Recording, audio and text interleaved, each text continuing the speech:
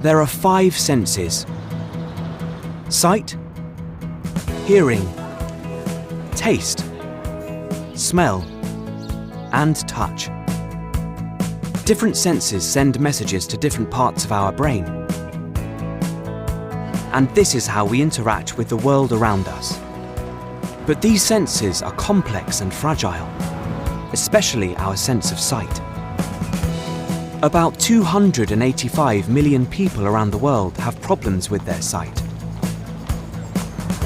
Around 39 million are blind, and around 246 million are partially sighted.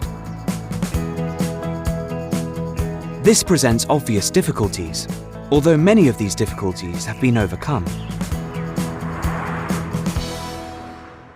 Louis Braille lost his sight when he was a young boy.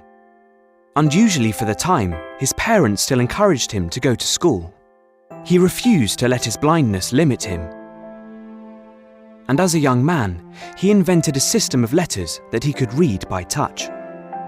It was a huge success, and people still use Braille today.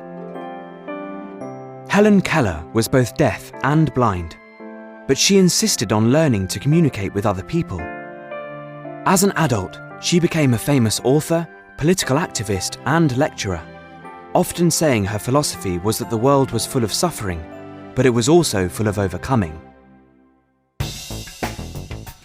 There are around 400,000 blind or partially sighted people in the UK. Recently, many of these people were asked what the biggest problem they faced was. Most answered mobility. In fact, almost 200,000 people admitted never going out alone or leaving the house without assistance. But many people mentioned that they could, with help from guide dogs.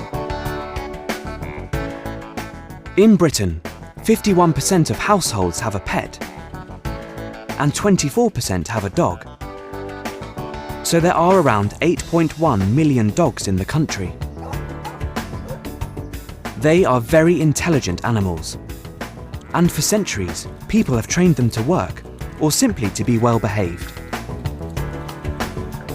But it wasn't until the early 20th century that a few people suggested training dogs to guide blind or partially sighted people. The Guide Dogs for the Blind Association is a British charitable organisation founded in 1931. They have partnered around 30,000 people with dogs, and today there are 4,800 blind and partially sighted people with guide dogs provided by the association. They breed 1,300 puppies every year. Volunteers offer to train these puppies to become guide dogs, teaching them to guide people and to avoid obstacles. They also take the dogs outside, so they get used to busy streets and heavy traffic.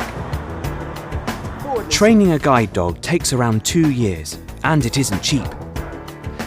It costs almost £50,000 to train and look after a guide dog. But it's worth it, and once the dog is ready, the organisation matches it with an owner. Trained dogs can work as guides until they are around 10 years old, but many stay with their owners longer as pets. They can make a huge difference to people's lives. They don't just guide the way, they help people to become more independent and to grow in confidence.